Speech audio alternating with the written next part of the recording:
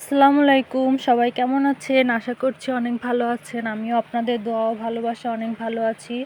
আমি বিকালে নাস্তায় কি তৈরি করলাম সেটা আপনাদের সাথে শেয়ার করলাম। আপনারাও ঝটপট বিকালে ছোট বাচ্চা থেকে বড় সবার জন্য এরকম একটা মজাদার খাবার বাসায় তৈরি করে নিতে পারেন।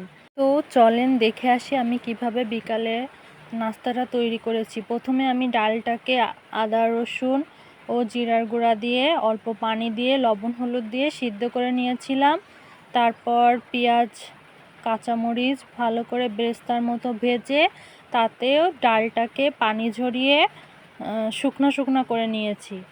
এরপর আমি আগে থেকে আটা বা ময়দা, আমি যেহেতু ময়দা ইউজ করেছি আপনারা চাইলে আটাও ইউজ করতে পারেন। আমি ময়দাটাকে আগে থেকে মেখে রেখেছিলাম।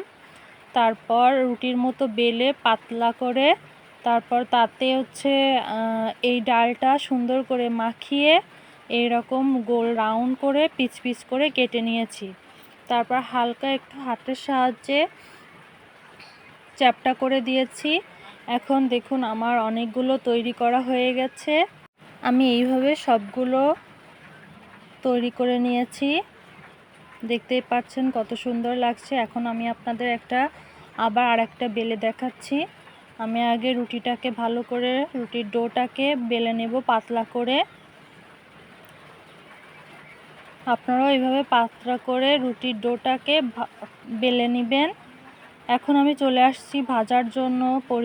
আমি অল্প পরিমাণে তাওয়ায় তেল দিয়ে তারপর এটাকে ভেজে নিব। তার জন্য একটা ডিম লবণ দিয়ে সুন্দর করে ফেটে নিচ্ছি। তারপর এই ডিমের ভিতর দিয়ে দিচ্ছি, দিয়ে ওপিঠ ভালো করে মেখে এখন অল্প আছে তেলটাকে গরম করে নিয়েছি। দেখতেই পাচ্ছেন আমি কিন্তু তেলটা বেশি গরম করিনি। আপনারাও এইভাবে অল্প আছে এইগুলো এইভাবে ভালো করে ভেজে নিতে হবে। বিকালের নাস্তায় মজাদার একটি খাবার রেডি হয়ে যাবে। আমার নিজের রান্না বলে বলছি না, মাশাআল্লাহ অনেক মজা হয়েছিল। ছোট থেকে বড় অনেকেই খেয়ে অনেক তৃপ্তি পেয়েছে। আমার দেখতেই পাচ্ছেন যে সবগুলো বানানো শেষ, ভাজাও শেষ। অনেক সুন্দর লেগেছে আর বাইরেটা অনেক ক্রিস্পিও হয়েছিল। তো বাসায় মেহমান চলে আসলে আপনারা চটজলদি এরকম করে ভেজে নাস্তা হিসেবে দিতে পারেন। খুবই মজাদার একটি নাস্তা। আমার ভিডিওটা কেমন লেগেছে অবশ্যই লাইক করবেন, কমেন্ট করে জানাবেন। আজকের ভিডিওটা এ পর্যন্তই। সবাই ভালো থাকবেন, সুস্থ থাকবেন, আমার জন্য দোয়া করবেন। আর যদি আমার ভিডিওটি ভালো লেগে থাকে অবশ্যই ট্রাই করবেন।